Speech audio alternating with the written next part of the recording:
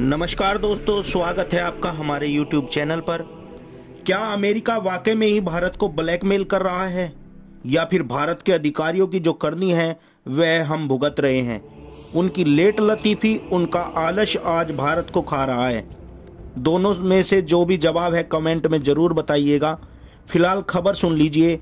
तो जैसा कि आप स्क्रीन पर देख सकते हैं, द इकोनॉमिक टाइम्स की रिपोर्ट निकलकर सामने आई है कि भारत अमेरिका की जो सबसे बड़ी इंजन डील थी वह संकट में पड़ चुकी है। और इसी के साथ भारत का जो सपना है कि खुद के स्टेल्थ लड़ाकू विमान से चीन को हम टक्कर देंगे, जो चीन ने हाल ही में 6th जनरेशन के फाइटर जेट बनाए हैं, उन्हें टक्कर देने के लिए हम खुद का एमकर लेकर आएंगे, वह सपना भी गहरे संकट में जाता दिख रहा है। ऐसा क्यों है वो मैं आपको बाद में बताऊंगा, लेकिन पहले यह जान लीजिए कि ये इंजन डील थी क्या।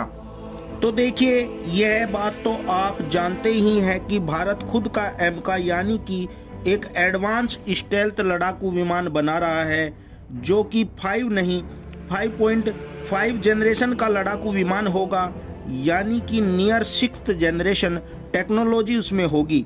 सबसे खास बात यह है कि भारत नहीं चाहता कि उसका हाल भी चीन के स्टेल्थ लड़ाकू विमानों जैसा हो, क्योंकि आप इतिहास उठाकर देख लीजिए, चीन ने खुद जितने भी लड़ाकू विमान बनाए हैं, चाहे स्टेल्थ हो या नॉन स्टेल्थ हो, सब में एक ही कमी आई है, इंजन इशू।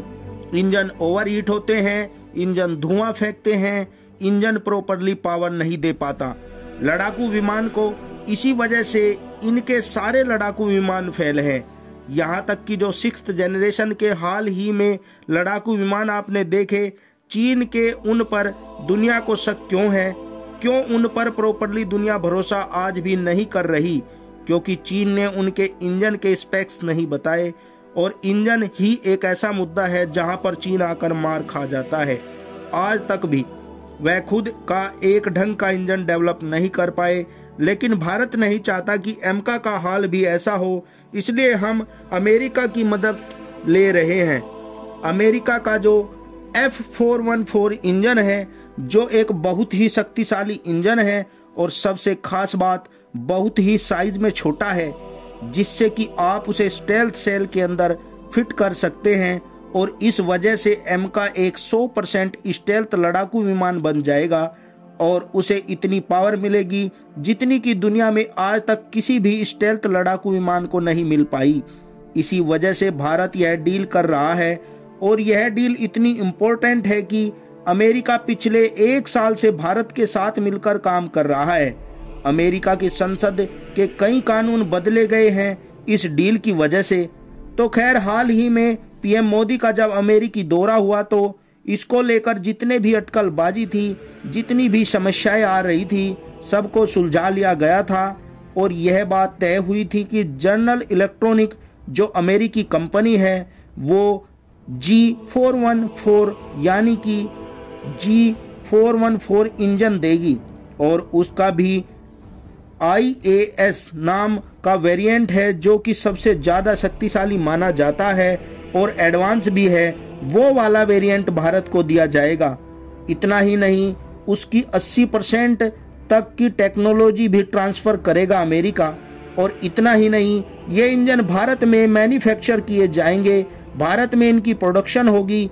तो खैर, इसको लेकर सब कुछ तय हो गया था, और रिपोर्ट्स आ रही थी कि अगली बार पीएम मोदी जब भी अमेरिका जाएंगे या अमेरिका के राष्ट्रपति भारत आएंगे, तो इस डील को ऑफिशियल किया जाएगा। लेकिन जैसे कि आप देख सकते हैं, इकोनॉमिक टाइम्स की रिपोर्ट है कि इस इंजन पर अब खतरे के बादल मंडरा रहे हैं, क्योंकि जनरल इलेक्ट्रॉनिक्स का कहना है आपकी जो रिक्वायरमेंट है भारत में मैन्युफैक्चर भी करना है, 80% टेक्नोलॉजी भी देनी है, इन सब को पूरा करने के लिए आपको अतिरिक्त $1 बिलियन और देने पड़ सकते हैं, यानी करीबन 88,000 करोड़ रुपए की राशि और देनी पड़ेगी। क्योंकि भारत इसकी जो मैन्युफैक्चरिंग लाइन है, जो प्रोडक्शन लाइन है, फैक्ट्री सेटअप करनी है, उसमें हमें अतिरिक्त खर्चा आ रहा है। जब उनसे पूछा गया कि भाई 1.5-2 साल पहले तो तुमने कुछ और कहा था, अब ज़्यादा पैसा क्यों मांग रहे हो, तो उन्होंने कहा कि आपने 1.5-2 साल यह डील लेट भी तो कर दी है। इस वजह से एक्स्ट्रा पैसे अब लगेंगे। और यह बात तो आपने देखी होगी कि आप कोई भी प्रोडक्ट उठाकर देख लीजिए, कोई भी प्रोजेक्ट उठाकर देख लीजिए, जैसे जैसे वो डिले होता जाता है ना, वैसे वैसे उसकी लागत भी बढ़ती जाती है। चाहे एक नॉर्मल सी सड़क उठाकर देख लो, पुल बनाकर देख लो, हर एक चीज में ये मुद्दा दिखेगा।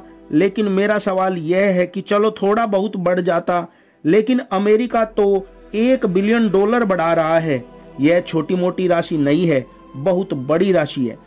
$1 बिलियन से आप बहुत कुछ कर सकते हो। इसी वजह से सवाल उठ रहे हैं। यही कारण है कि अभी तक डिफेंस मिनिस्ट्री ने भी इस अतिरिक्त $1 बिलियन की राशि को अनुमति या अप्रूवल नहीं दिया है।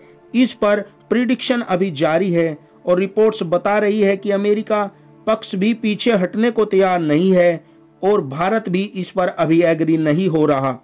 इस वजह से यह इंजन डील और डिले हो रही है और एमका भी इसी के साथ और डिले होता चला जा रहा है। यही कारण है भारत की जो डिफेंस कम्युनिटी है वह 2 हिस्सों में बंट चुकी है। आधे लोगों का मानना है कि अमेरिका जानबूझकर डिले कर रहा है ताकि भारत उसके लड़ाकू विमान खरीद ले। वहीं बाकी आधों का कहना है कि इसमें भारतीय अधिकारियों की कमी है, भारत के बाबुओं की, जिन्होंने इस इंजन डील में डिले कर दी और इसी वजह से कॉस्ट बढ़ती जा रही है। हालांकि आप मुझे कमेंट में बताइएगा आपका क्या पक्ष है।